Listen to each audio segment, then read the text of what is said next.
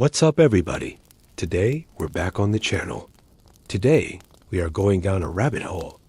Medieval beauty standards and how they fueled our impossible quest for perfection. Beauty was something to strive for, and not only in terms of looks, but in living up to an ideal, a standard that was often unattainable. I don't know if it was the impossible body shape, doll-like features, or the perfect pale skin. These standards were not just unrealistic, but downright brutal. So, how did society arrive at such impossible beauty standards? And how did people manage to live up to them? Let's go through all of this in today's video. While I still have you, don't forget to read all the way to the bottom, because I would really like to know what you think about it. Now that you know all about these medieval beauty standards, how do you feel? Let me know in the comments. Let's get started. We've always had beauty standards throughout the history of society, but in medieval times it was taken to an all-around weird place. At that time, beauty was more than personal preference or self-expression. It was inextricably linked to social status, religion, and for some, even survival. You could be ostracized, bullied, or denied certain privileges if you didn't fit the ideal beauty image. Let's first talk about skin. And this would have not entered the bloodstream. Pale skin was viewed as the beauty ideal in medieval Europe. If you were pale, you didn't toil in the fields, suggesting you were from a higher social class. Farmers, laborers, and peasants, who toiled under the sun, frequently had darker skin, regarded as less desirable. Pale skin thus became a sign of wealth and nobility. Indeed, women would take great, sometimes dangerous, measures to have skin like porcelain. They would shun the sun at all costs, and some would use highly toxic substances like lead-based powders in order to appear more pale. Yes, lead, one of the deadliest substances to which humans have been exposed, all in the name of looking fairer, but there was more to live up to than fair skin. The concept of a slight, fragile body was just as prevalent. During the Middle Ages, women were idealized for their small waists and hourglass figures.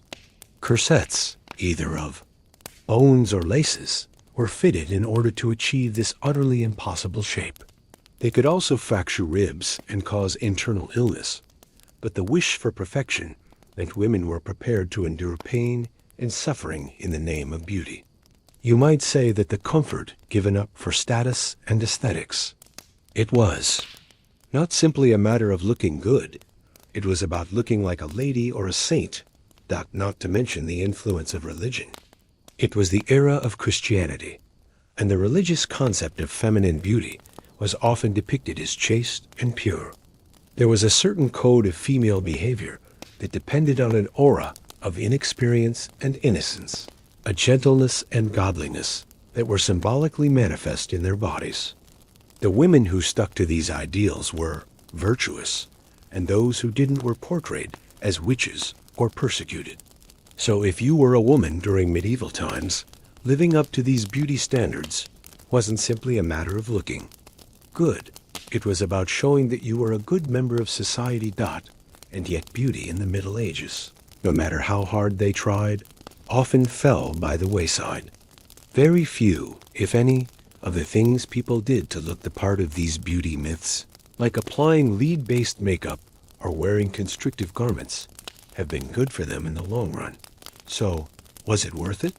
The quest for medieval beauty was indeed an unattainable race, a venture filled with perils and limitations and risks that would not be forgone by many in the pursuit of beauty.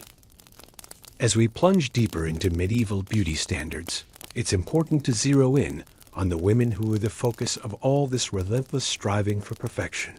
And in this age, women valued such as the beauty of the body, which meant what? Those women looked as other people expected woman to be once.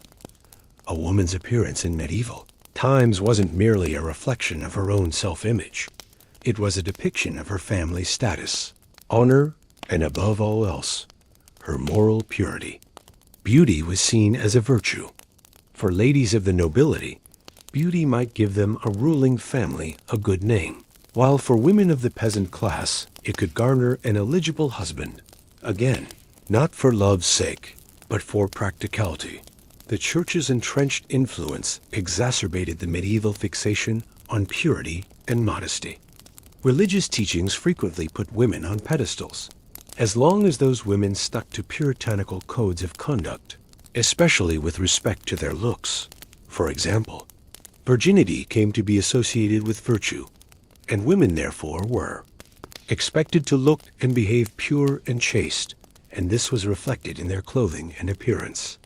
Artifacts, loose-fitting, tubular silhouette clothes worn during the era were a symbol of chastity and decency, in sharp contrast to less conservative clothing deemed indelicate or unacceptable. In this sense, beauty was not skin deep, but connected to spiritual ideals. The counter is also true that the notion of the ideal woman was just a myth that they could not relate to most. To look beautiful, they take extreme pain and discomfort. They donned restrictive, corset-like clothing that pinched in at their waists and pushed up their chests. These corsets were designed to give the appearance of an hourglass shape, which was greatly admired by the society at that time, but highly unrealistic to attain naturally. Our goal wasn't just to look healthy or comfortable, but to look a way that was deemed desirable, like the images we saw on religious iconography and representations of female beauty. Apart from corsets, many medieval women displayed their beauty through complicated hairstyles. Her hair was ridiculously fancy, with fancy braids, headpieces, and other fancy, time-consuming styles. The more noble a woman was, the more ornate and elaborate her hairstyle, as it showed her wealthy and social rank. Some women found ways to embellish themselves. Pearls, for example, remained popular and were used to trim everything from clothes to coiffures. Pearls were replete with their very rare and iridescent sheen, represented not only purity, but also beauty, even the ultimate beauty. But for all of its glitter, this quest for beauty had wreaked havoc on her life. The standards weren't simply physically damaging, they were emotionally draining too. The pressure to be beautiful all the time, and never to let anyone see the difference, is guaranteed to get women down, especially if that means spending money you don't have to spare on the accoutrements of feminine perfection. The shiny hair, the accessories, the clothes that acted as both the expression and proof of this glorious beauty. Beyond that, the drive for perfection was more than personal, it was social. Women who varied from these standards were usually cast in a critical light. Those who didn't meet beauty standards were not only cast out of social groups, but also openly shamed. In some cases, women who didn't measure up to these beauty standards were even wrongly accused of witchcraft or immorality. You might say that in medieval society, a woman's value was tied to how well she conformed to these standards of ideal beauty. The medieval beauty norms were basically unachievable for most women. They could create enough pressure to cause physical damage, mental anguish, and social unrest. And in spite of these obstacles, women went to great lengths to achieve these idealized forms, sometimes bearing with the pain and constraints in an attempt to fulfill society and religion's expectations. But in the end, it only reminded us how unattainable those beauty standards actually were. While dictating beauty ideals in the medieval period was woman-centric, it is important to make clear that men had a set of ideals as well, even if it wasn't as strictly regulated. We know that men's beauty ideals in medieval times were different to those for women, but they were still important within the social hierarchy of the day. For men in particular, physical appearance was frequently linked to images of strength and masculinity, despite, in some ways, also with connotations of delicate beauty. One of the key ideals men had to live up to in the medieval was strength and power. A fit man, especially for the upper classes, was more able to protect his honor, family, and lands. So, for instance, knights were supposed to be strong and muscular, to be in accordance with the warrior-like ideal of the knightly class. After all, these men represented ideas of chivalry, valor, and courage, and had to look as fearsome as they were on the battlefield. The physical body of a knight in particular was very important, and it was kept with great care. Not just the healthiness of it, but also the representation of it in portraits, sculptures, tapestries, and so on. In the eyes of the society, the strength represented a form of masculinity, and these men were expected to fit into the definition of manliness, demonstrating power all the time. But as rigid as the expectations imposed on women might be, men's beauty standards weren't always just to be overly adorned and delicate-edged. Men had tended to also represent it as useful and functional, rather than overly ornamental in the medieval period. By the Renaissance, male beauty modernized as well. There were still certain beauty standards for them, however, especially with regard to their face. For example, a strong jawline and a powerful, well-proportioned face were appreciated features. Men, just as women, were perceived to need to keep looking as young as possible in order to escape the perception of exposure or weakness in older age. This concept of constant youth was especially relevant at court, where men would try and maintain younger-looking skin free of marks and blemishes using natural remedies or expensive mixtures that only the very wealthy could afford. Medieval men also were under the sway of the concept of bodily purity in a subtly different way from women. Some of their lotions, perfumes, and oils would be used by men of the upper classes to make them look and smell more attractive, clean, as that was deemed to be very attractive. The application of perfumes and oils was deeply entwined with the ideal of courtly love, a muddle-headed notion in medieval literature that emphasized the chivalric noble knight's adoration of his lady from a distance. For knights, it became an acceptable way to display their love and devotion to a lady on the outside, through their appearance and their scent, to prove that they were an honorable and worthy suitor. But men's beauty expectations were not as squarely tied to their clothing or appearance as women's were. The emphasis was on their social position, their wealth, and their capacity to fulfill a role in society. In the Middle Ages, for men, beauty was very much centered about success, abilities, and power, and very little about image or external appearance. Only this time, instead of concentrating their efforts into their character, we will chisel out a burly attitude that was portrayed through their acts, demeanor, and power. It's why knights, those symbols of strength and chivalry, can still be beautiful, not for their pretty boy looks or smooth surface, but for the strength with which they waged the fight and the nobility of their goal. Still, the burden of meeting those standards, even for men, was not without its challenges. As with the females, that constant reinforcement of needing to look a certain way might make them feel insecure, whilst the standards of male beauty were less severe and less restrictive than those for women. The need to be strong, virile, and youthful imposed significant stresses on many men of the medieval era. There was such a sense that one should step up and do these things, not only for appearances, but for dignity and reputation. In a world where social mobility was virtually non-existent, and one's reputation could make the difference between wealth or poverty, the ideals of beauty, for men and women alike, were an ever-present, frequently painful source of reminder of the inflexibility of social standards that colored medieval existence.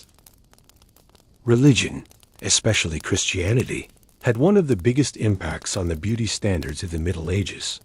The Church dominated medieval life, spiritually and socially.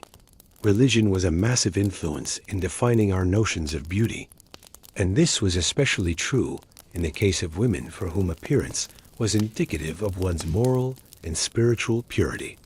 This association between beauty and piety profoundly shaped selves and others. For women, beauty was frequently linked with notions of modesty, virtue, and chastity. The medieval church preached that a woman's beauty should not derive from adornment, but from inner characteristics, like humility, obedience, and devotion to God. Saint Augustine, for instance, said women's efforts should be directed towards adorning their souls and not their bodies. Though such a notion was popularly circulated, it also flew in the face of reality, for there were social pressures that led to a high valuation being placed on women's beauty, pitting against each other spiritual conviction and social fashion. In reality, women in medieval Europe were to keep a look of purity and decency to be deemed virtuous. Colorful costumes, large amounts of jewelry, and elaborate hairstyles were frequently considered to be exorbitant and sinful. The more elaborate a person's appearance, the more likely they were to be considered vain, a biblical vice. The church spoke against heavily. For that reason, many women, particularly those in the religious community, wore plain, unadorned clothing and covered their heads with modest veils, so that their beauty would not distract people from the God they served. The sad smile on the woman told me. The nun's habit, for example, came to symbolize modesty and religious piety, and a means of circumventing the onerous demands of secular beauty. The only problem was, it was a contradiction. Although the church preached modesty, it also glorified specific physical features that were considered divine or holy. The Virgin Mary got branded a lot when she was rendered pure, graceful, and oh so glowingly female. Her image in art had a profound influence on the medieval notion of the ideal woman, as she served as a stylized embodiment of widely perceived virtues, such as modesty and purity, combined with an idealized loveliness. In innumerable ways, the Virgin Mary was an ideal of womanliness, embracing a fine balance of modesty, innocence, and dignity. Religious leaders also promoted the idea of beauty being a gift from their God. Beautiful women were looked on as having been blessed by God, but that beauty was not a commodity to be displayed or abused. The teachings of the medieval church, as they related to beauty, were complex. On the one hand, beauty was a reflection of God's creation, something to be looked at and admired and revered, and on the other, something that could lead to temptation and sign if it distracted one from spiritual matters. The Middle Ages introduced the idea of courtly love and its impact on beauty opinions. Courtly love was a code of social conduct in which knights treated ladies with similar admiration, but in a godlike and non-sexual way. This notion raised the woman to the level of one who was to be admired, provided, of course, it was from a good distance. Knights and nobles were obliged to pay homage to women with their poetry, their actions, and their bodies. This was stylized love, but notion that beauty was something otherworldly and unattainable, like the divine character of saints and angels. At the same time, the church also cemented the idea that beauty was corruptible. Women who were deemed too beautiful, or who exploited their beauty to control others, we also often considered sinful or morally questionable. This sentiment was particularly evident in the narratives about biblical women, such as Eve, whose beauty led man astray, or Delilah, whose sexy ways betrayed Samson. In these stories, beauty was not taken to be an inherent good, but a potential source of ruin. The church was thus sending a mixed message. Beauty was capable of being a sign of divine favor, but it could also be dangerous and distracting from the right path to God. Yet the notion of beauty as a moral and spiritual matter was not just a women's preoccupation. Men were also told how they should appear through certain religious virtues. Strength, courage, and valor were all valued in a potential knight, but so was humility and dedication. For men, there was often nothing more beautiful than embodying the ideal of the noble warrior who fought for both God and his community. Men's beauty, like women's, was associated with their ability to lead a virtuous life, though the emphasis typically lay in something closer to inner strength than that shallow thing which is beauty. So in the end, religion was central to both encouraging and complicating medieval beauty standards. It promoted some worthwhile standards, such as modesty and humility one, but also created a worship of beauty that was out of reach for many people. The church's attitude toward beauty was an inconsistent one, but it was influential in imprinting cultural and social values of the time. Adhering to those prescriptions also mattered to medieval men and women, not simply so they would pass as good or win favor. Doing so testified to their devotion to God and their moral rectitude in society. In this way, beauty was not simply superficial. It was a spiritual issue. Art and literature influenced greatly on medieval society, determining the culture of the era. Medieval views of beauty. Beauty was not simply the product of a set of social rules or religious tenets, but also of the cult of the female and the male as depicted in art and literature. Artists, poets, and writers helped in creating and promulgating idealized images of beauty, which spread across both personal and public life. These images were incredibly formative in what made people beautiful and desirable, and how beauty was to be sought out. In the Middle Ages, beauty was depicted quite differently by way of a highly stylized artistic process. Beauty for women was often depicted in a manner that highlighted their fragile appearance, long, loose hair, and white, unblemished skin. They were not representations of how women's actual lives looked, but rather a fantasy of femininity. In religious art, women were very much objectified as ideal, pure, and grace, such as the Virgin Mary. Artists depicted her as the very height of physical and spiritual beauty, with her tranquil gaze, elegant stance, and flawless features. Such depictions had reinforced the association between beauty and virtue, equating physical excellence with moral and religious rectitude. Knights and other male characters in art were typically strong, muscular, or chiseled. But these representations were more than the physical. They were a means of expressing the values of chivalry, courage, and honor as well. The beauty of a knight was not his softness of contour or youth, but his skill with the sword and in battle, and the extent of his adherence to the virtues defined by chivalric codes. Knights were generally depicted as being more glorious. Their powerful, chiseled bods, while distorted, represented what the perfect warrior looked like.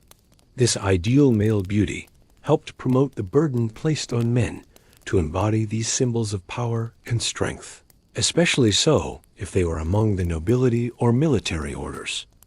The medieval literature also influenced the perception of beauty. Courtly love, a literary tradition born in the European courts, was central to the shaping of the ideal vision of beauty. The etiquette of chivalry required gentlemen to serve ladies, typically ones that were unattainable or of higher social status, such as feudalism or the church.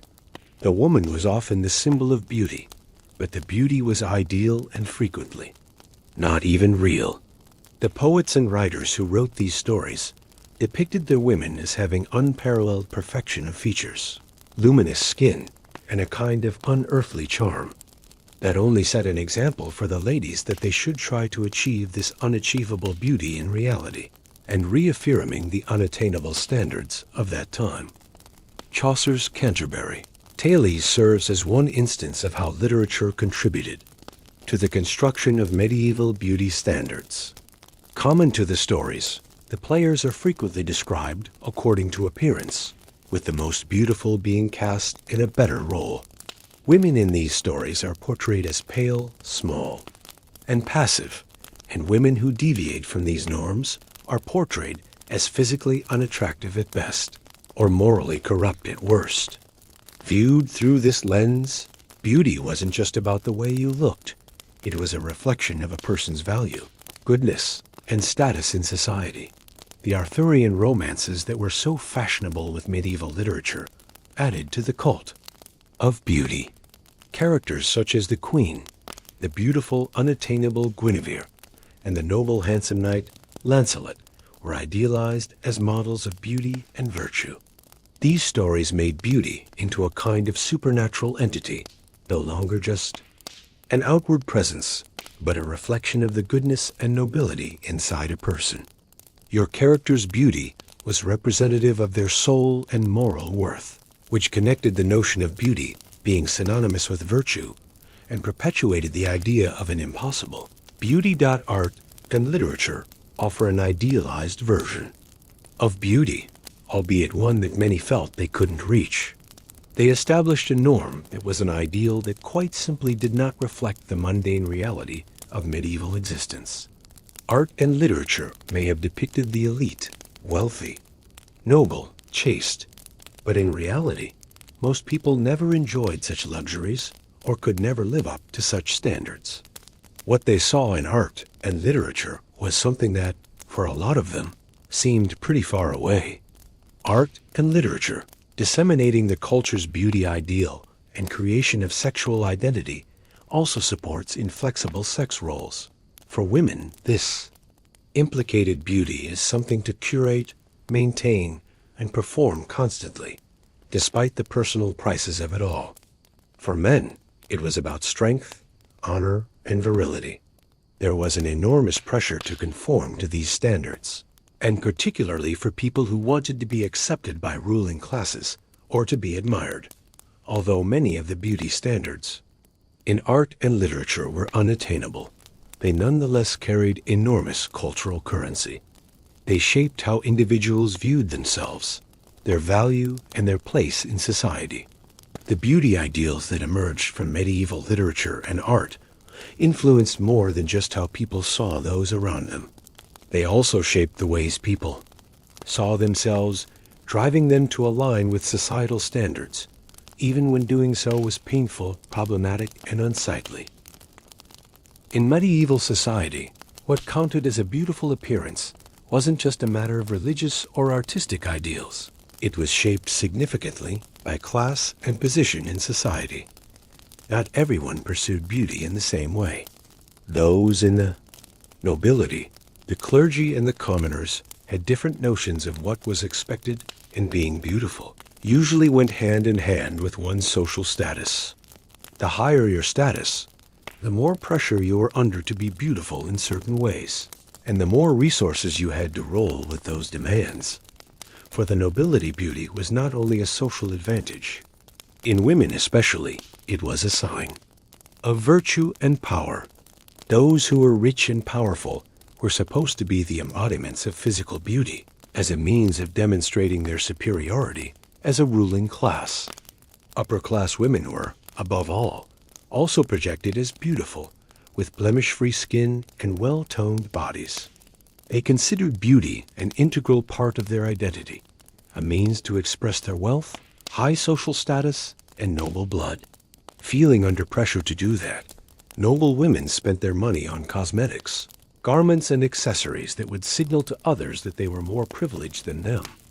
The clothes of the nobility in the Middle Ages were made of gold, silver, and velvet, with the use of satin fabric to make a fashion statement of their wealth and power.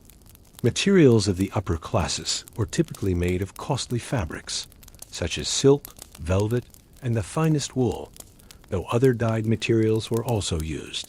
For women, that meant dresses with long, full skirts, tight bodices, and elaborate sleeves.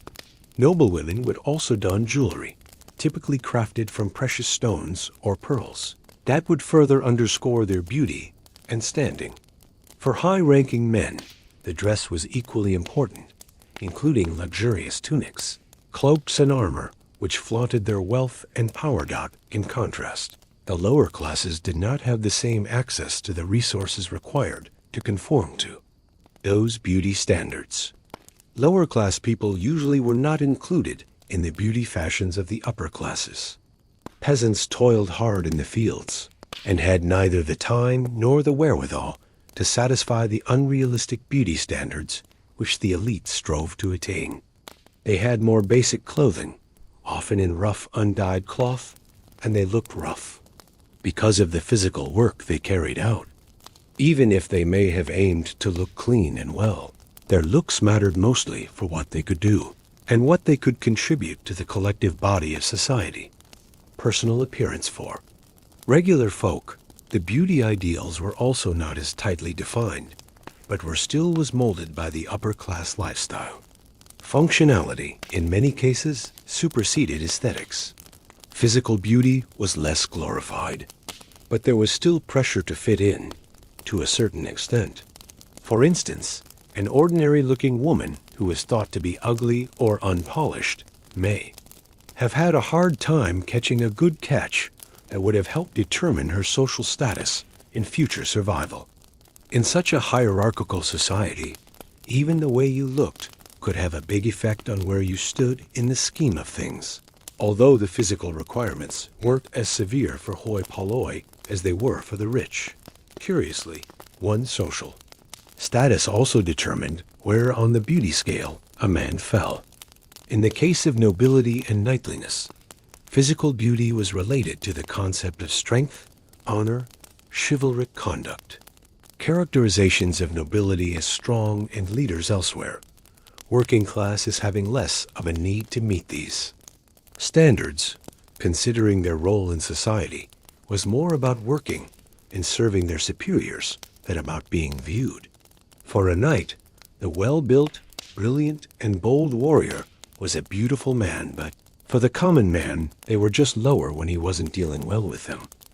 The way beauty contributes to social climbing is another very important element of medieval standards of beauty. The upper class were able to afford to portray beauty, but could also use their appearance to reinforce their social position. Whereas for the peasants and ordinary women, beauty was beauty to be cared for. Beauty in narrow environmental sense, not beauty with a capital B. Even so, beauty may have been able to help you get ahead. An average woman with phenomenal good looks might be able to marry well, and that would get her out of poverty and might give her a higher social status. But this is the exception, not the rule, and in general beauty has not been thought of as a major determinant of social position.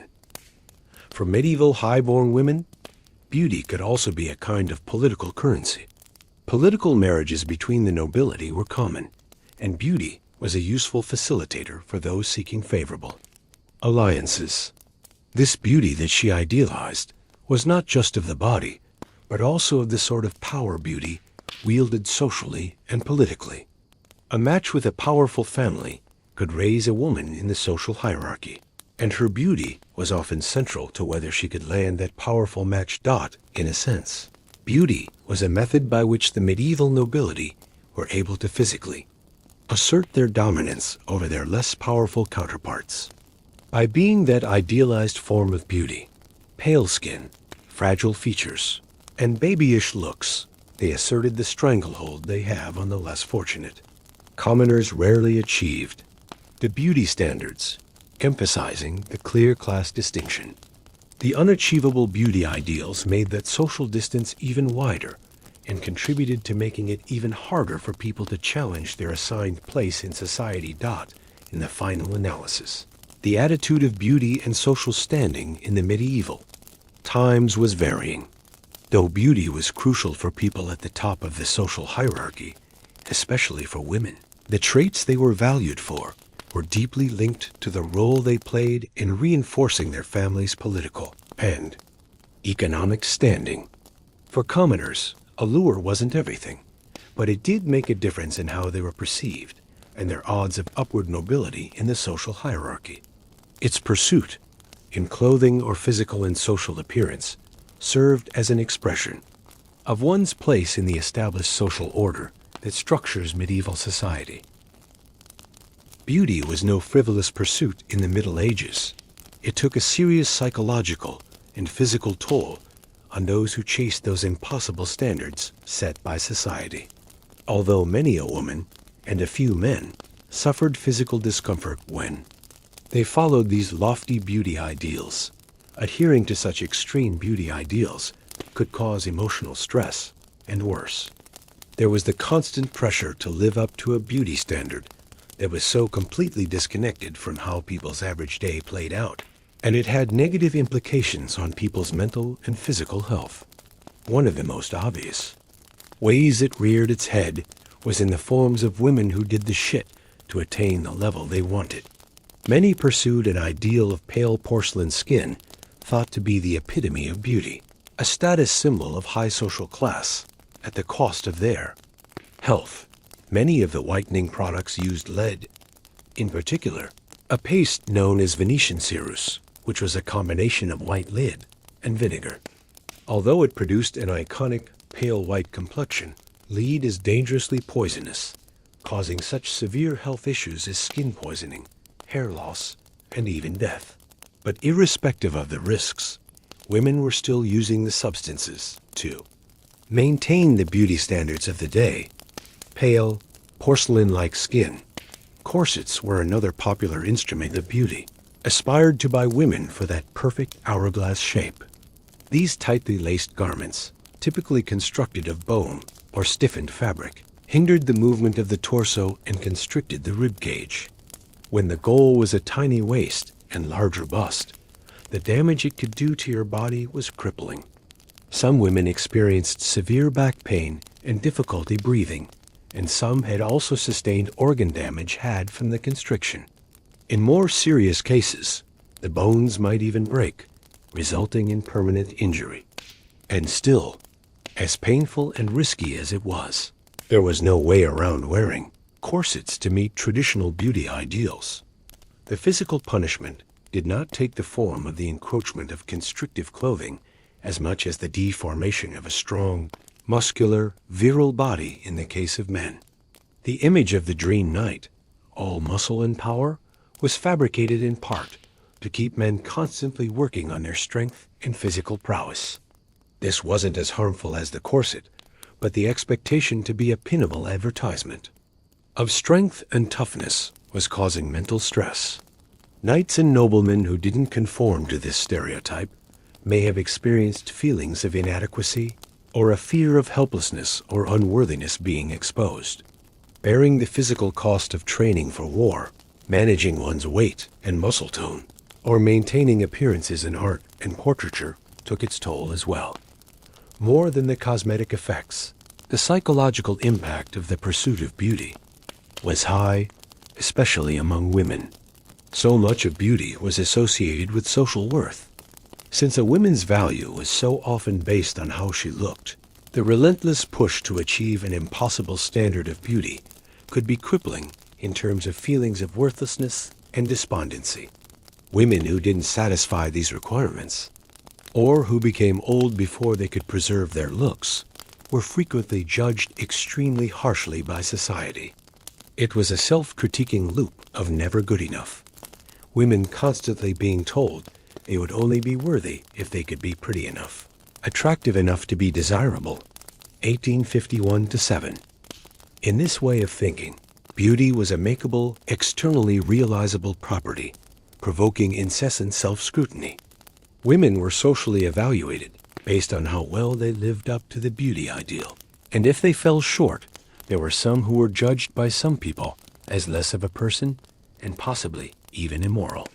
Social stigma added insult to the psychological injury of a standard of beauty completely out of reach for most. For women, beauty was not just for being pretty, it was for proving worth and virtue, which could never be totally attained without heartbreaking self-abnegation. For men, the pressure was less about appearance and more about how their bodies spoke to their place in society. A fellow who fell short of this model of strength and courage risked mockery and loss of status. In the same room as women, they exercised themselves in measuring up to these ideals, ingrained in the chivalric notion of honor and rank. For men, the quest for beauty was not so much about looking beautiful, but rather about appearing worthy within the context of their place in the world. Thus neither sex, it seems, was exempt from a warped and relentless idea of perfection.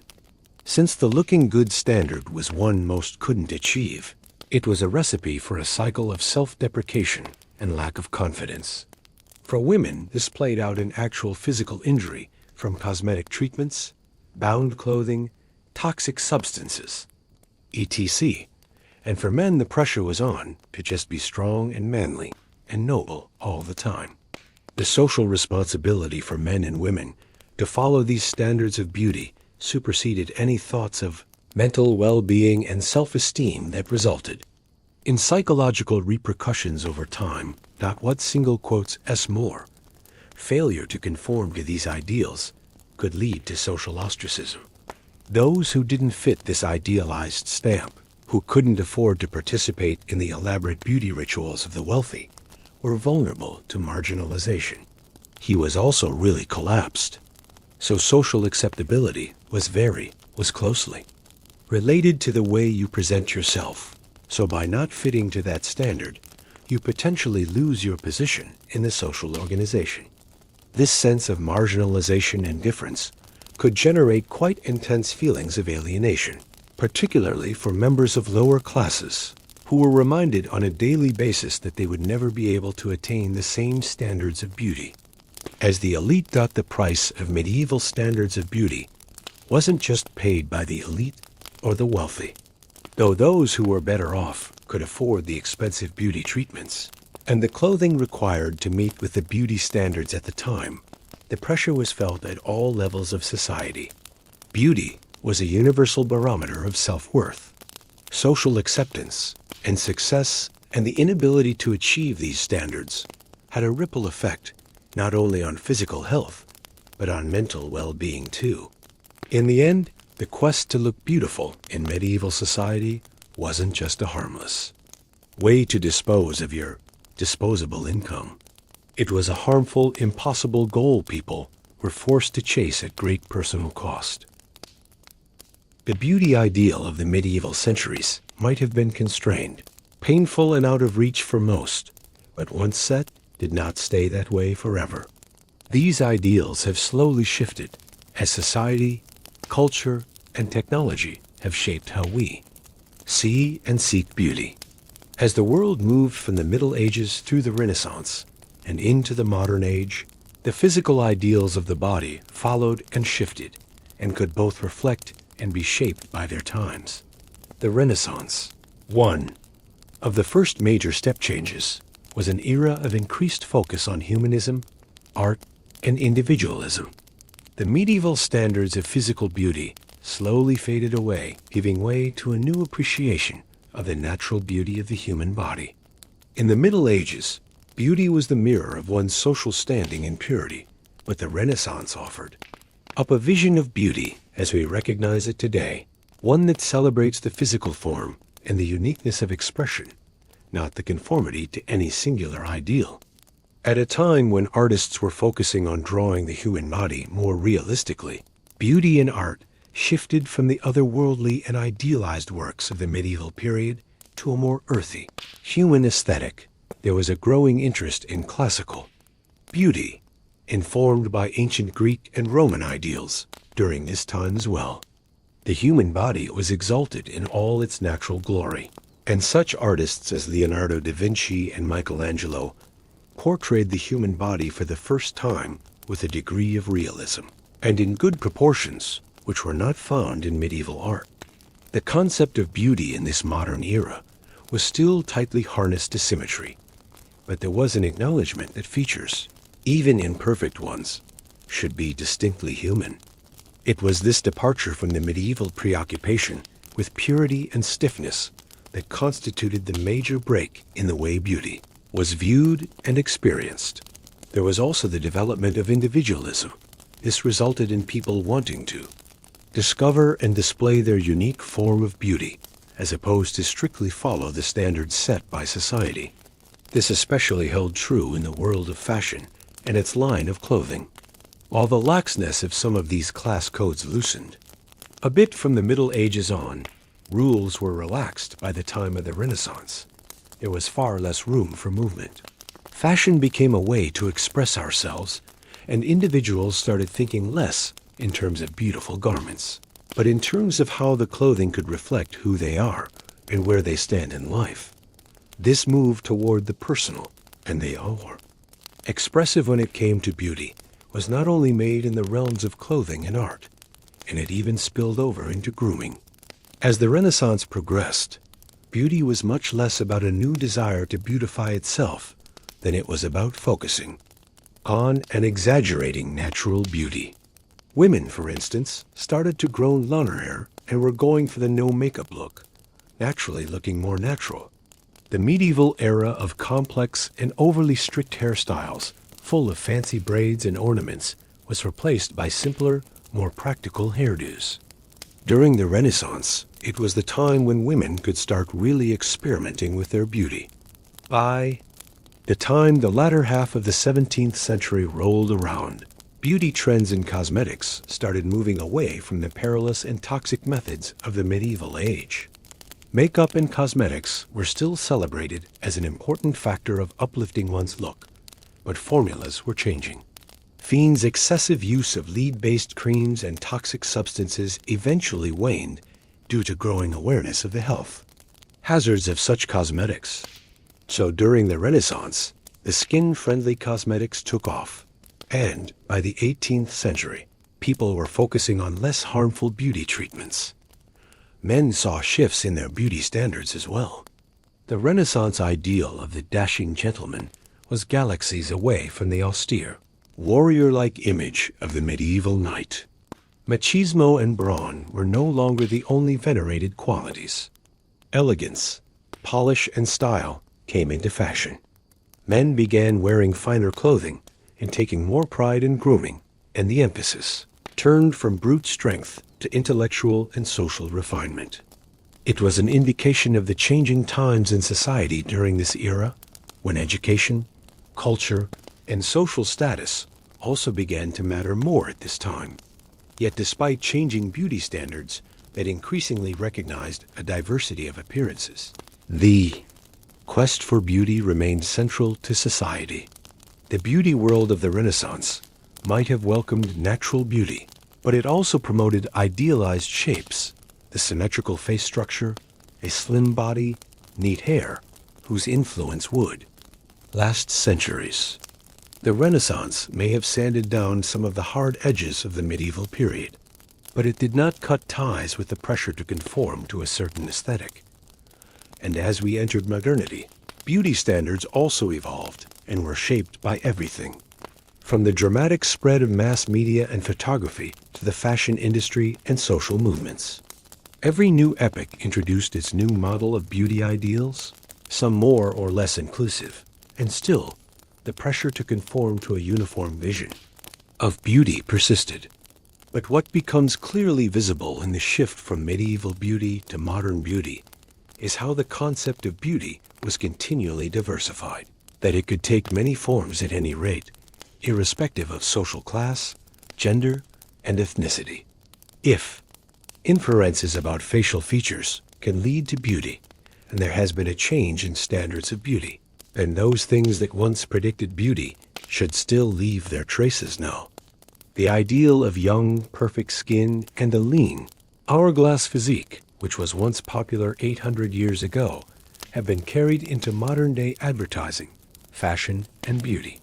Even if the standards aren't quite as strict, quite as dangerous as they used to be, that legacy of perfection is a powerful one, shaping how we see ourselves and one another. In short, although the medieval standards of beauty were a little narrow and a little painful, and definitely a little bit unrealistic, they weren't the last word. The change of beauty standards after the medieval era led to more self-expression, personality, and health orientation. But as we know, the pressure to conform to society's ideal of beauty has never actually left. It has merely transformed, taken on new guises. Now, what was in medieval ages an impossible quest for perfection has become a more convoluted, yet still difficult, effort to find beauty. We've seen the scene was set for some of the most extreme beauty standards in the history of humanity. The Renaissance and beyond did offer some more flexibility and personal expression in terms of beauty standards. But the modern era, especially post-mass media, brought back many of the pressures felt during medieval times, albeit in new, updated guises.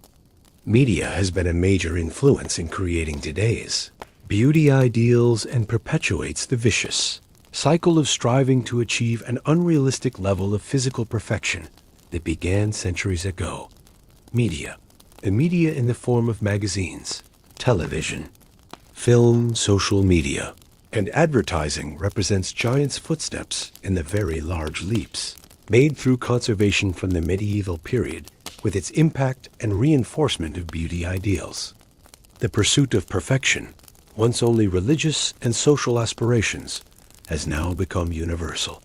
Beauty is no longer merely about conforming to a prescribed standard of what is physically attractive, but about performing and presenting oneself in ways that are deemed worthy of admiration. In the medieval period, beauty was often determined by class, religion, and gender. But the popular culture image of beauty, in this case the media-constructed image of beauty, crossed all those boundaries, operated in a non-societally biased way. One thing that leaps out about contemporary standards of beauty is the perpetuation of youth, flawlessness, and unattainable perfection. Just as in medieval times, pale skin was associated with wealth and privilege, today unblemished skin and eternal youth are a mark of beauty and success. The pressure to measure up is exacerbated by the media, where airbrushed bodies and photoshopped faces are a standard feature of advertising, magazines, and social media. The manipulated photographs create an unreal idea of beauty, making it hard for people to accept the way they look naturally. While our medieval four-sisters painted themselves in poisonous makeup to avoid life-giving tans, from acrylamide to a universe of hormones, we have created a new kind of toxic beauty in which excessive stress on looking good means treatments, and cosmetics which come with a hefty price tag, promising to leave no wrinkle unerased and no imperfection unfleeting. Social media, in particular Instagram and TikTok, play a major role in driving these beauty ideals. The desire to paint a curated, polished portrait of oneself has cultivated an atmosphere of bottomless comparison in which people are forever comparing themselves to influencers, celebrities, even friends who seem to be living the perfect life. This contemporary obsession isn't wildly different, really, from the medieval pursuit of putting forth an ideal self, a replete life of riches, purity, beauty, except now it's turbocharged and transmitted through the digital realm. The effects of such standards of beauty in the present day are no different to those in medieval times. The pressure to attain these images is damaging, with many suffering from body dysmorphia, anxiety, depression, and eating disorders.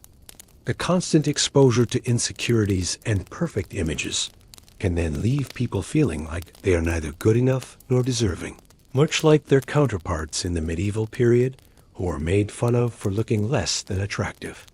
Since many of us want to fit into a certain ideal, others have made a business of helping us look our best via skincare, regimens, and cosmetics, all the way to surgery and weight loss procedures.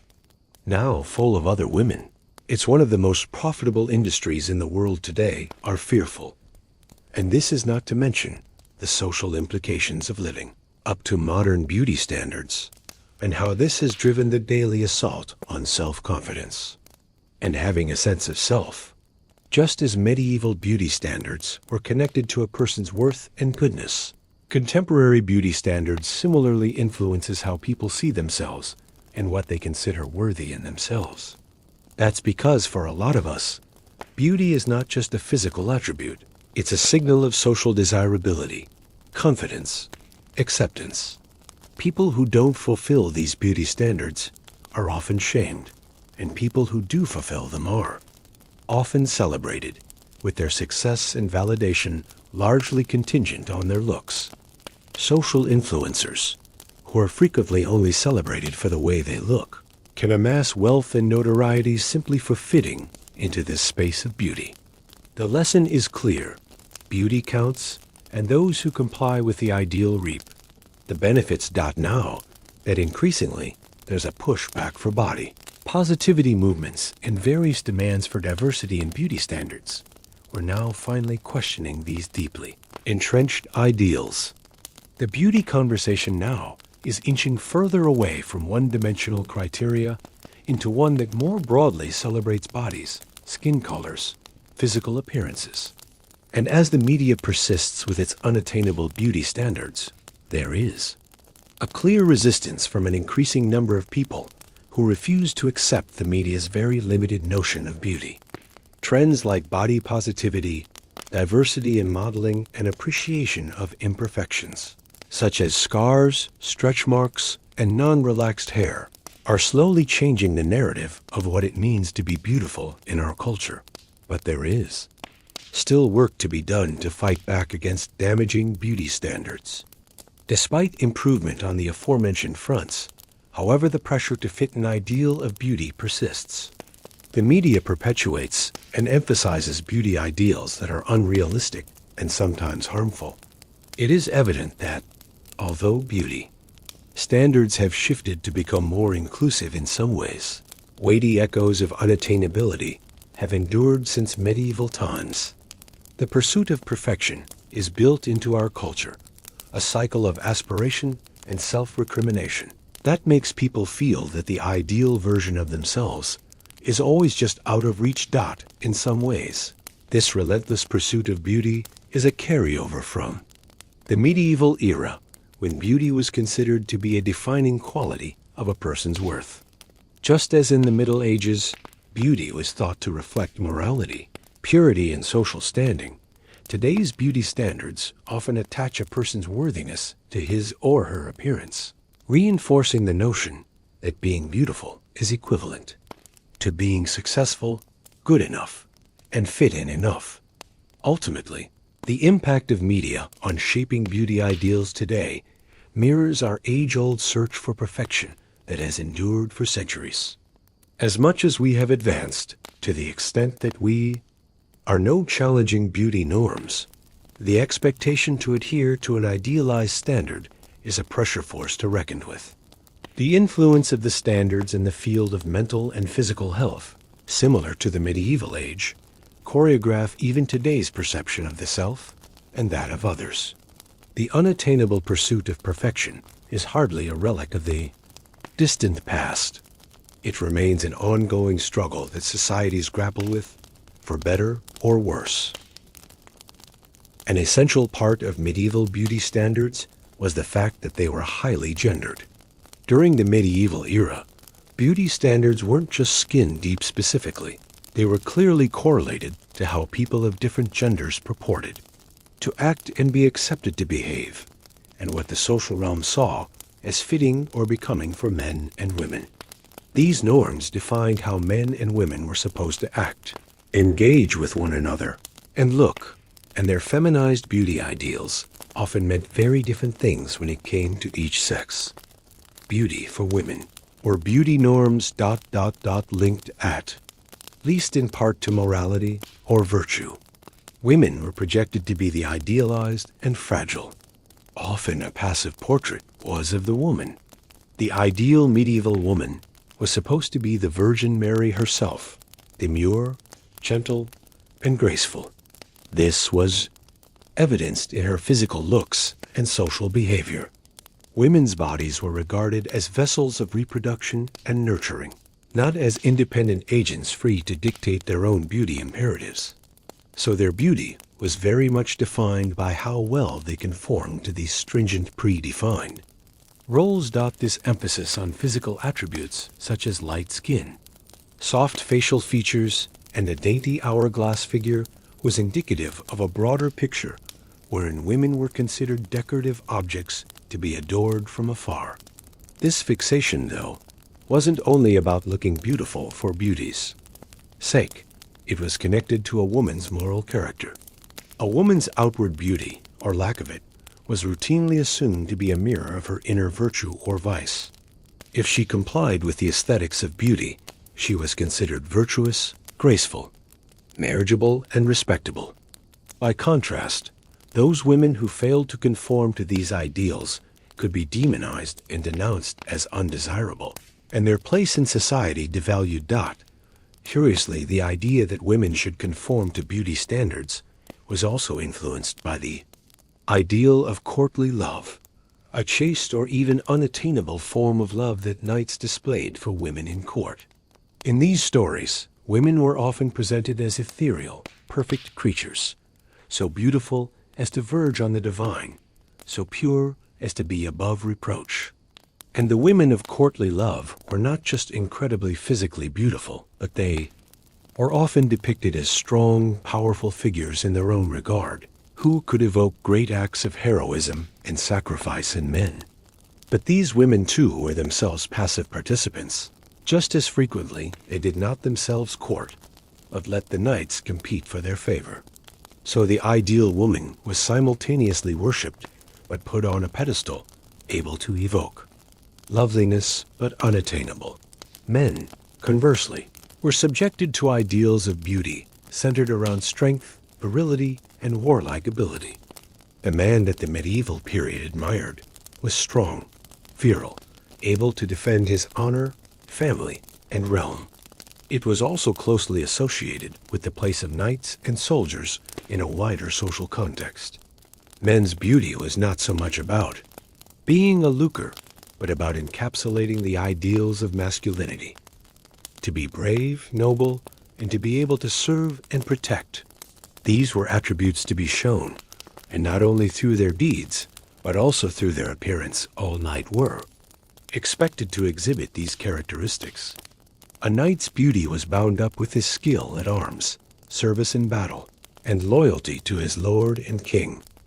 Yet to men, the standard was be courage and fearlessness, although a certain amount of chivalry was also exacted from them. This made knights not simply warriors, but courtiers as well, who were supposed to act nobly and with courtesy, and show women respect, so long as it was from afar. The idealized aspects of courtly love were not only reserved for women. Knights also had to prove themselves. They would often do so by performing deeds of chivalry, such as rescuing damsels in distress. By doing so, this culminated in an ideal of beauty for men that was based both in the physical power of martial masculinity and in moral integrity, as men sought to find a balance also in their chivalric behavior. But although the gender-driven body standards were different, the constraints of both sexes were dictated by highly constructed social roles. For women, beauty was something that was best achieved by being passive, pure and delicate, virtues that coincidentally reflected their subservient position in society. For men, beauty meant power, strength, and masculine ability to ride into battle and be successful. These gendered ideals can be viewed within the greater societal context of the medieval world, where a woman was often devalued in relationship to man, who governed in the public and military sphere and in the church. But there was also an interesting paradox in these gendered beauty ideals. Women were practiced in the art of appearing pure and virtuous, while being portrayed in the arts as powerful, unattainable beings. Women's enchanting, seductive charms were tapestried in medieval literature and art, soliciting heroism. From men, these women, like the Lady of the Lake in Arthurian tales or the beautiful queens in epic poems, were frequently depicted as representations of unattainable perfection.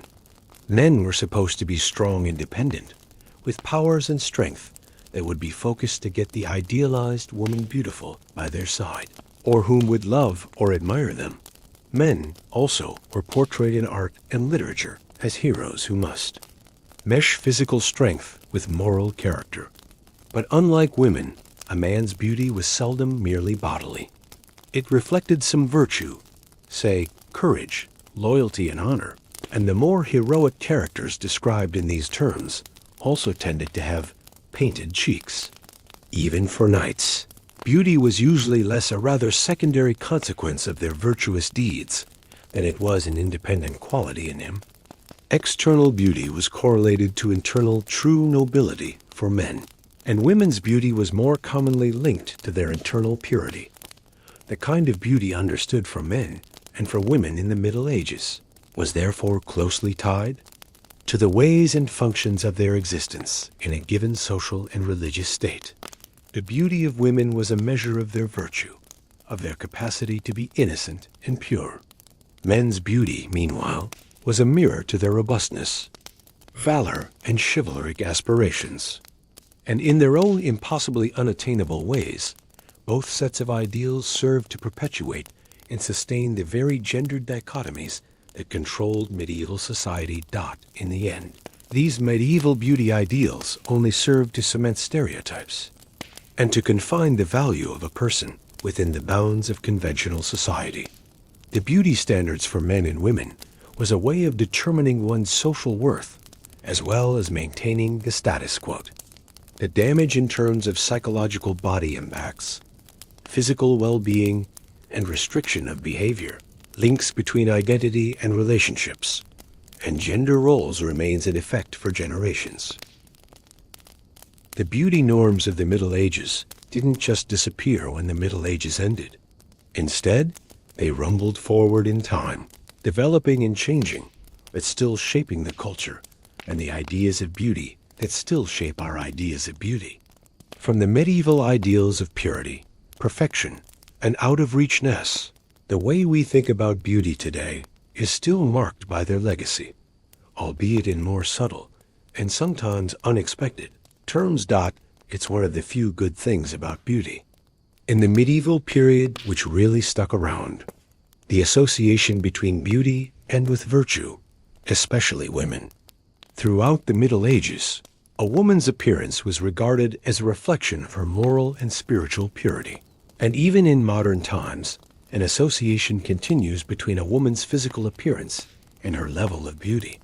Even to this day, we find delicate connections being made between outward beauty and inward qualities, such as kindness, purity, innocence, particularly in terms of women, as portrayed in media today. Inner beauty may refer to the concept that people have an inner beauty or a spiritual beauty that far exceeds the superficial beauty that has often been focused on. Society may have progressed in many ways. A notion that beautiful women are also supposed to be kind, gentle, and good still lingers, particularly in advertising, on TV, and in film. The desire for an impossible standard of perfection, an image first propagated centuries ago, thanks to medieval beauty ideals, continues to grow in today's society, which is greatly influenced by mass media, the fashion world, and social media. The pre-modern construct of an ideal of a perfect and flawless beauty, as exemplified by the fair and unblemished skin, fine features, and youthful appearance, appears in the medieval concept of a lady or a noblewoman. It has been altered again to produce new ideals that are based on youth, slimness, and an ideal of perfect symmetry and proportions. The images we see every day in magazines, in advertisements, in movies, on social media, have shaped a beauty ideal that seems impossible to attain. Now we have a self-perfection spiral reminiscent of the impossible idealization of time gone by. Indeed, as we have already indicated, the advent of photo editing, filters, and airbrushing has only made these perfectionist standards even less realistic. The airbrushed photos now all over today's media are a great-grandchild of medieval times' preoccupation with perfection. In the same way that medieval women covered themselves in lead-based makeup for a perfectly white hue, it continues in the modern world in a variety of forms from the beauty industry to maintain the always sublime skin tone. Beauty tools have come on a bit, but the desire for a spotless, flawless facade is still much the same. Whether it's the use of makeup, cosmetic surgery, or even digitally nipping and tucking a photo, the quest for beauty has maintained its focus on a body ideal that for most of mankind is impossible to ever achieve. Body perfection as a concept is another remnant of medieval beauty standards that has been handed down legacy to modernity. The shape of the human body may have evolved in the past, but the pressure to fit a certain profile hasn't budged over the centuries. Worshipping the hourglass figure, medieval times were all about the idealized hourglass figure, and so ladies of the time worked to reach that hourglass ideal. The details of the ideal body type have shifted through the centuries, from the full-bodied portraits of the Renaissance to the slim hips of the 20th and 21st centuries, but the sense that one must fit into a particular physical ideal has been constant through the ages. In modern society, the focus on an emaciated, muscled as well as youthful body is as much a throwback to the Middle Ages in that for rich people to afford to be fat was a form of potential flout of the common man. If pale skin was a marker of nobility in the Middle Ages, because it signified that a woman didn't have to work outside, today's beauty standards tend to associate physical appearance with social privileges. Thin, for instance, is frequently equated with both money and command, since maintaining a thin body requires access to expensive beauty products, fashionable clothing, and healthy foods. Those who don't live up to these standards may be regarded as undisciplined, a belief that resurrects the medieval notion that one's physical appearance mirrors one's moral character, or social merit. The medieval class-divided beauty and social status ideas still affect the way we idealize beauty today. The rich have more means to access the resources that help them achieve these beauty standards and can afford intensely personalized services. It's usually the stars, models, and influencers who are highlighted as models of beauty, while their images are being carefully crafted and perfected by a combination of diet, workout, cosmetic work, and professional style. These ideal beautiful people are used to form an aspirational image for society that reinforces the idea of beauty as something to be achieved and maintained, irrespective of the cost. But there are also signs of a shift. And just as there was some backlash to rigid beauty ideals during the Renaissance, a time of increasingly privileging the individual and the natural human body, we are seeing pushback in our own culture to change the meaning of beauty, to be closer to our lived experience, and broader and more reflective of all of us. The body positivity and inclusivity movements have pushed back against traditional beauty standards, demanding greater representation of people of different body types, skin tones, gender identities, and abilities. These movements directly challenge the medieval one-size-fits-all notion of beauty and have the power to transform the cultural conversation around beauty, making it more representative, authentic, and diverse. While social media is frequently reproached for promoting unrealistic, narrow definitions of beauty, it has also been instrumental in broadening the beauty dialogue. Platforms including Instagram, YouTube, and TikTok, which became wildly popular during the pandemic, have spawned influencers who celebrate natural beauty, promote self-acceptance, and dismiss the notion of needing to conform to any single template. In the age of Instagram, social media influencers and activists are rejecting long-standing beauty ideals and highlighting the beauty in imperfections, scars, and unconventional features. It's not a movement that applies to all, but it does represent a move away from the Middle Ages and the young-I-in-a-middle-age-face aesthetic. Yet the pressure to fit into beauty norms never goes away. The beauty industry still prospers by selling products that will facilitate the process of perfection for people. And the idea that there is a connection between beauty and success, happiness and value, is still entrenched in our culture. Just like in the Middle Ages, today people are still slaves to the ideal of beauty and are ready to sacrifice everything to it. And this mostly affects their health. In many respects, medieval aesthetics have just been updated for the modern age. It started as a rigid system of physical ideals coded by class, gender, and religion, and has become a worldwide standard fueled by mass media, advertising, and celebrity culture. The core desire for beauty, to live up to an ideal and to be recognized for it socially, is largely unchanged, even if the instruments and processes to meet that ideal have evolved. We have come a long way in the acceptation of an inclusive vision of beauty, but we have to keep in mind that the residue of the medieval race for perfection is still framing most of what we think about us and the others.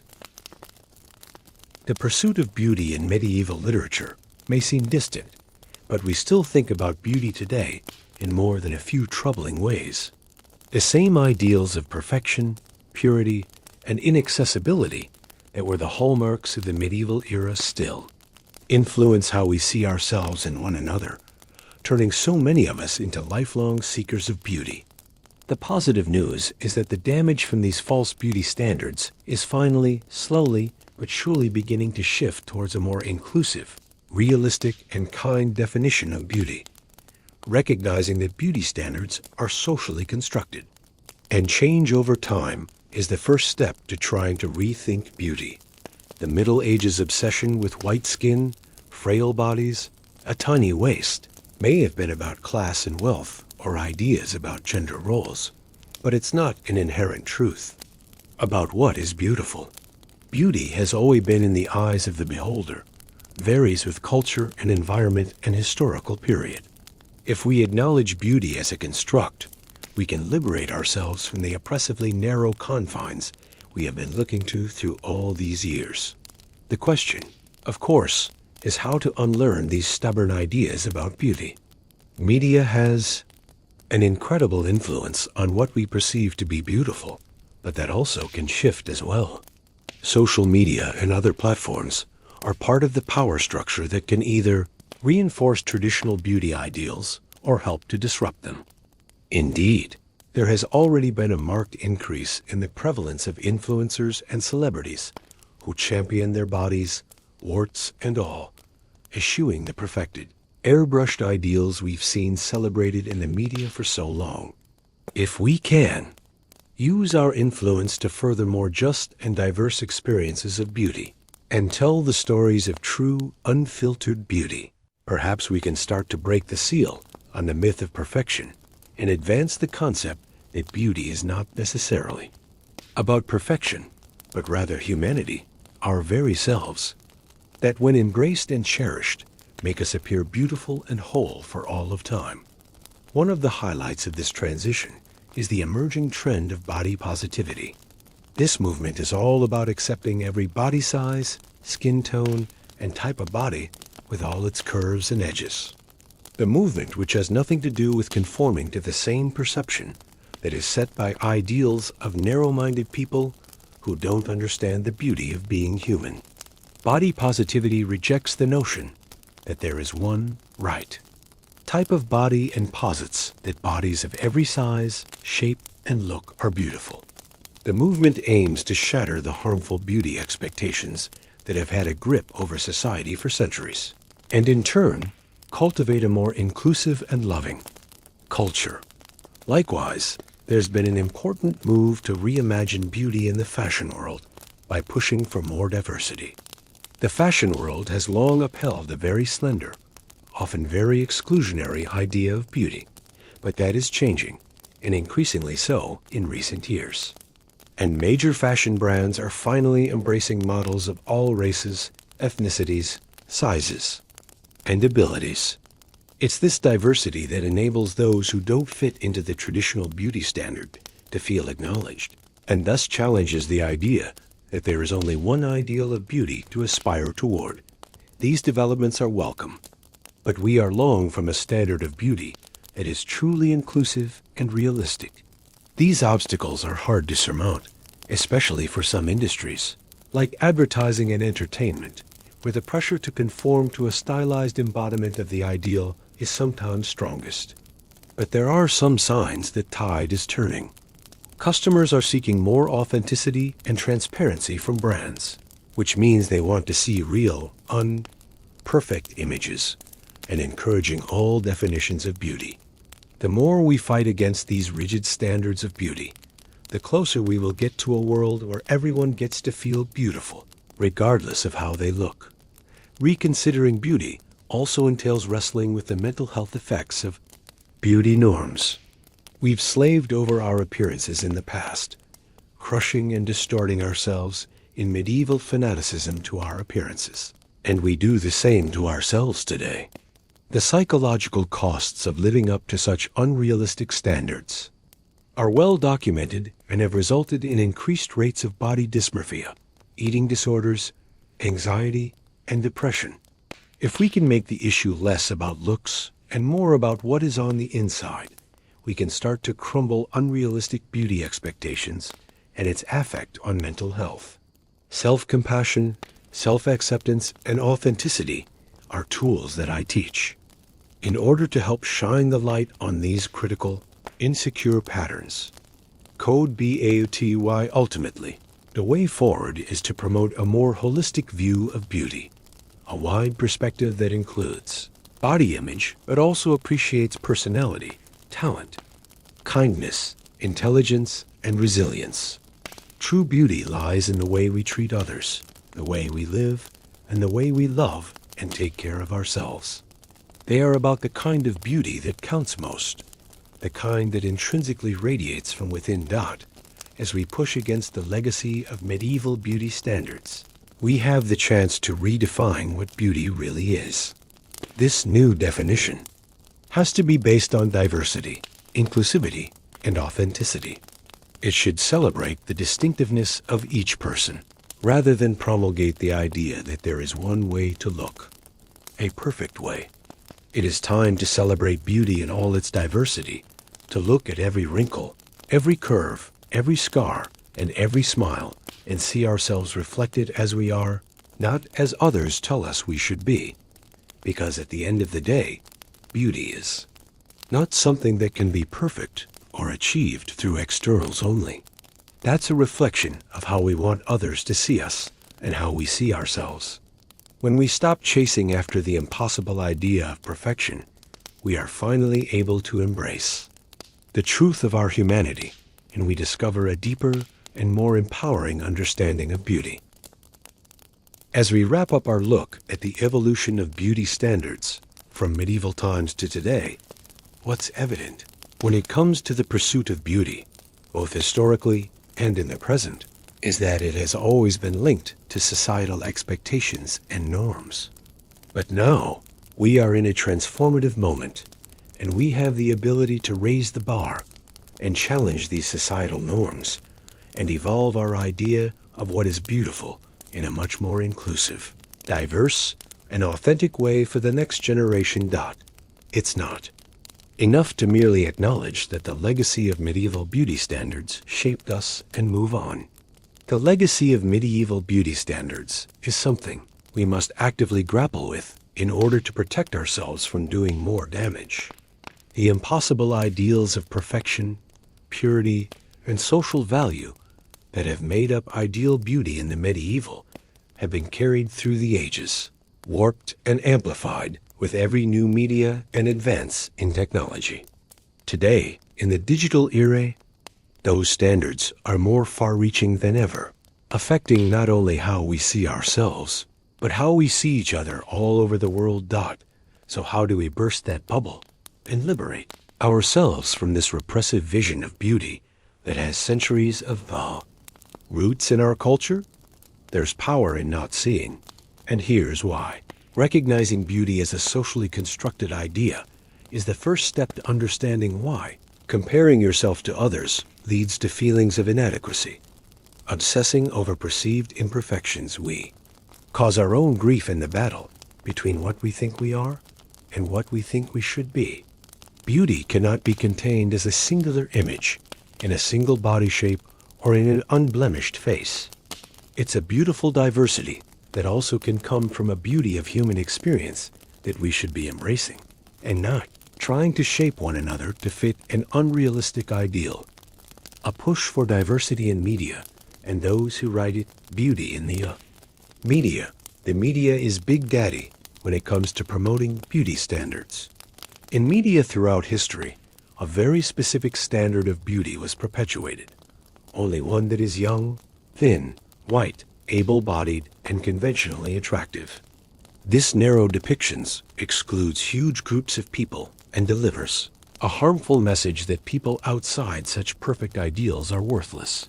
But in recent years, there has been increasing momentum to change the way the media represents us.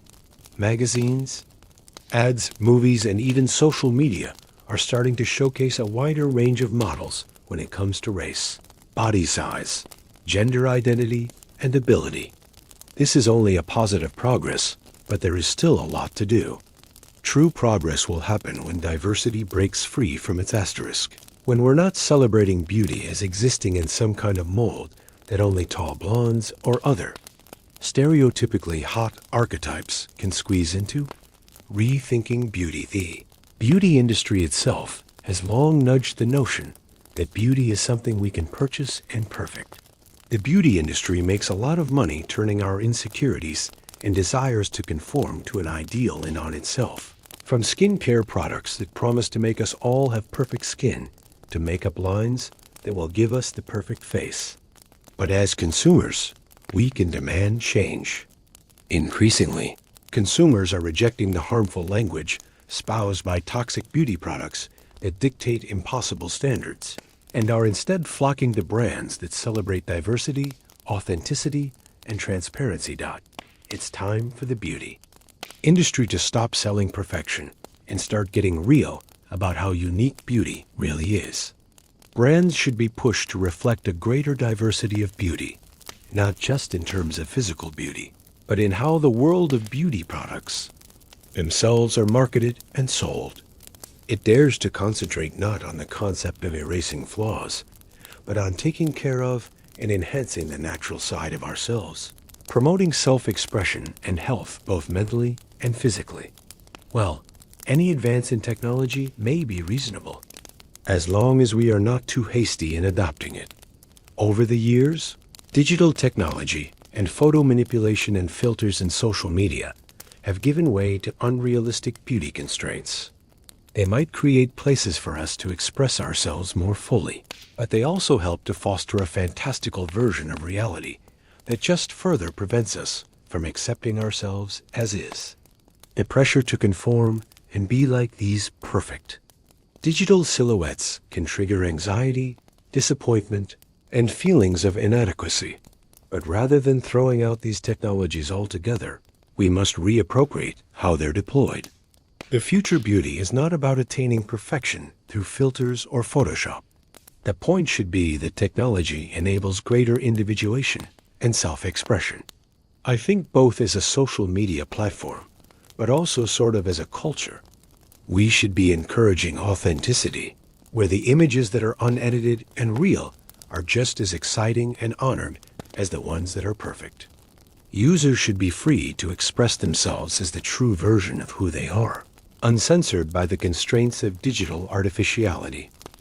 Beauty, redefined from the inside out, we can also focus our standards of beauty away from what's on, outside, and more of the traits that really make up the sum of a person's worth.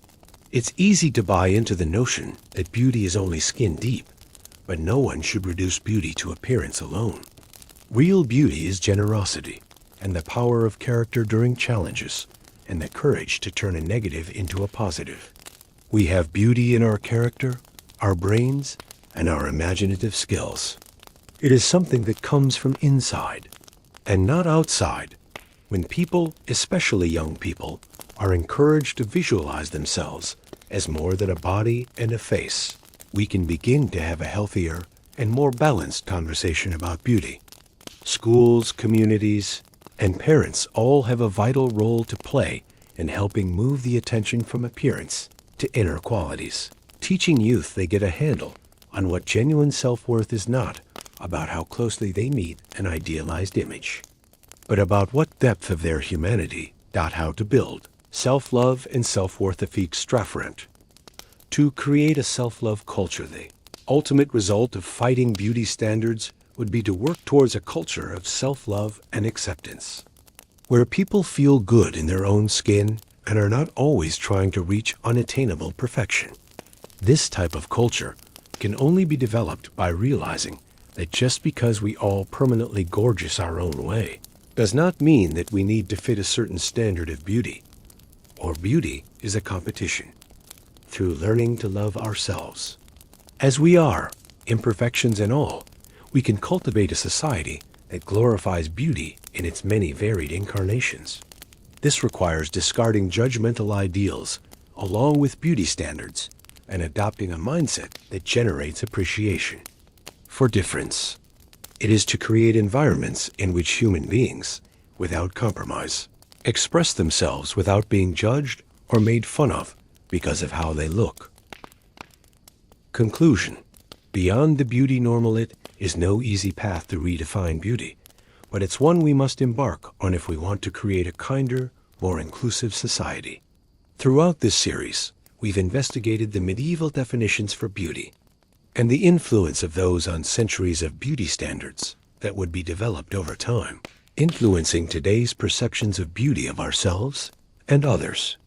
But we have the power to shape the narrative as we go forward. We are at a point where we can defy these antiquated ideals and redefine what beauty truly is.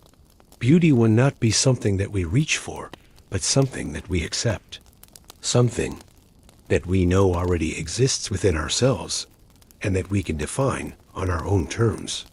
When we do, we free ourselves not only from the straitjacket of impossible ideals, but we free everyone else too. Living in a world where what you feel look like doesn't matter. The future of beauty is inclusivity, diversity, and authenticity. It's about understanding that beauty is not a destination or something to strive for, but a process that captures the nuances of what it means to be human. And it is each person's prerogative to consider themselves beautiful as they are.